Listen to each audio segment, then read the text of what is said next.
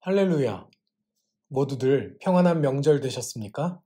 모처럼 긴 연휴에 육체적인 회복과 평안이 있으셨는지 궁금합니다. 명절 분위기가 시간이 갈수록 많이 달라지는 것 같습니다. 물론 팬데믹으로 인한 탓도 있겠습니다만, 이젠 왁자지껄 대가족이 모이는 경우는 많이 희소해졌고, 집에서 음식을 만들어 먹지 않고 외식하는 가족들이 이전에 비해 많이 증가했다고 합니다. 그럼에도 불구하고 저희 가족은 이번에 꽤나 전통적인 스타일로 명절을 보냈습니다.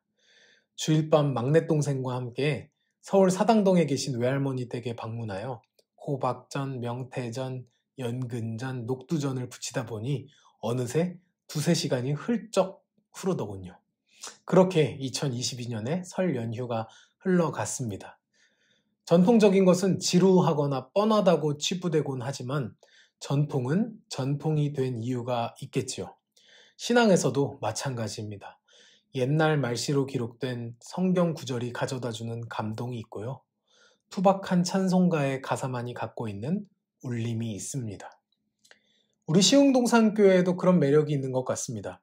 이제 개척한 지 1년을 넘어섰지만 결코 가볍거나 세련되기만 하진 않고 묵직하죠. 클래식과 세련됨이 공존하는 시흥동산교회가 오직 예수님을 닮아가는 공동체 되길 소망합니다. 그리고 이 묵상의 시간에 함께 하시는 여러분들도 영원토록 변하지 않는 하나님의 말씀을 옛날 이야기가 아니라 오늘 나의 삶의 말씀으로 받으시길 소망합니다. 자, 그럼 2022년 2월 5일 토요일 시동을 위한 메시지 지금 시작합니다. 오늘 하나님께서 우리에게 주신 말씀은 요한복음 11장 1절에서 16절 말씀입니다. 요한복음 11장 1절에서 16절 말씀. 예수님께서 이 땅에 계실 때 어떤 분이셨습니까? 사랑과 자비로 약자들을 돌보시는 실천자였던 동시에 악습과 잘못된 전통을 바로잡는 개혁자이셨습니다.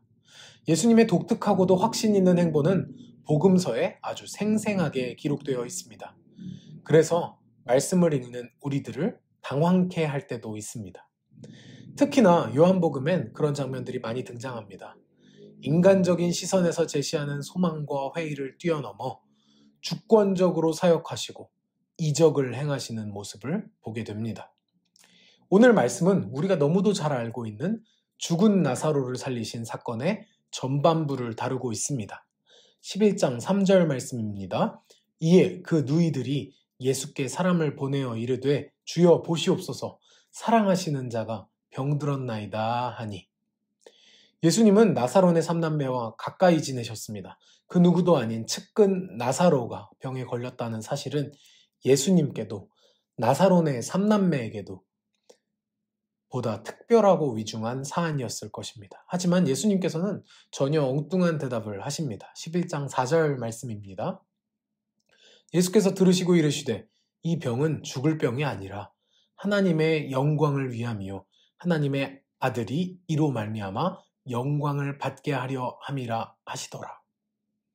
우리는 알고 있습니다. 이 나사로가 죽을 것이란 걸. 그런데 예수님께서는 이 병이 죽을 병이 아니고 하나님의 영광을 위함이라고 말씀하십니다. 아마 주변 사람들과 나사로네 삼남매는 적잖이 당황했을 겁니다. 그냥 병들었다는 소식만 전했을 뿐인데 죽을 일이 아니라고 답하셨으니 말입니다. 예수님은 기어이 전혀 서두르시지 않으셨고 그러나 이 모든 것은 이미 언급하셨던 하나님의 영광을 위한 일이었습니다.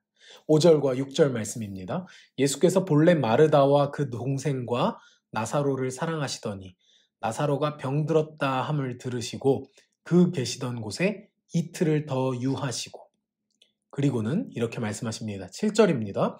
그 후에 제자들에게 이르시되 유대로 다시 가자 하시니. 뜬금없이 예수님께서 유대로 가자고 하십니다.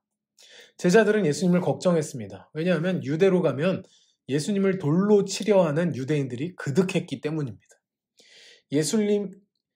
예수님을 말리는 제자들에게 예수님은 또 이렇게 말씀하십니다. 9절과 10절 말씀입니다. 예수께서 대답하시되 낮이 12시간이 아니냐?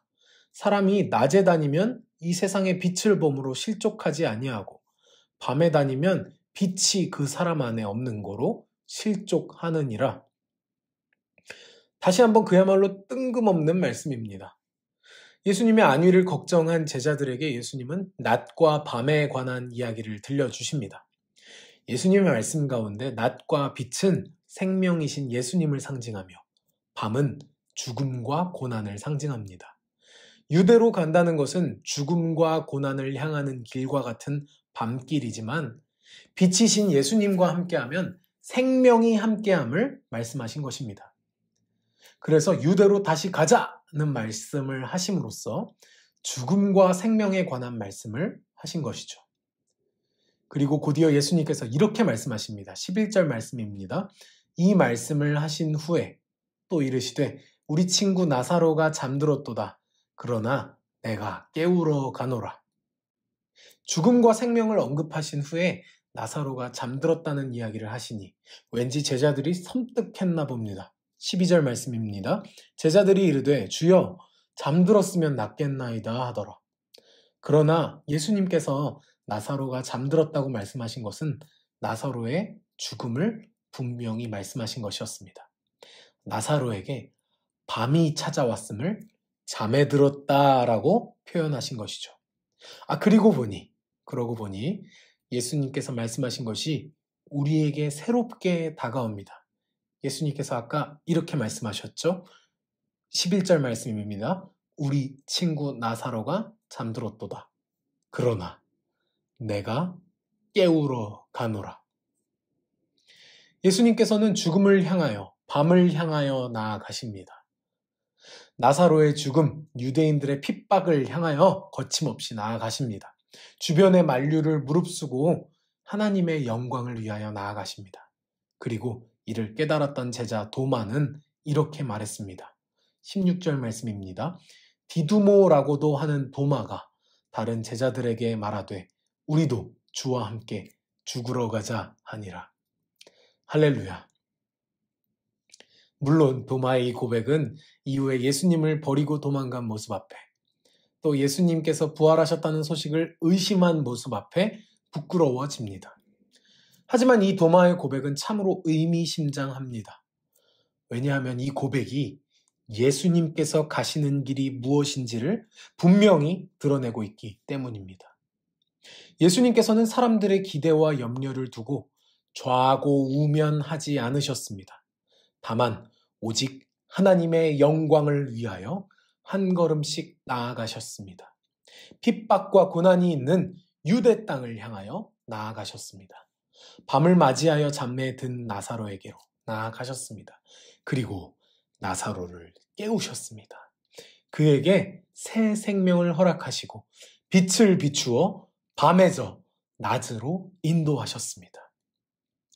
예수님께서 예루살렘으로 향하여 십자가에 오르심은 분명 밤으로 향하는 길, 죽음으로 향하는 길이었습니다. 하지만 빛이신 예수님께서는 짙은 어두움 가운데 밝은 빛을 비추셨습니다.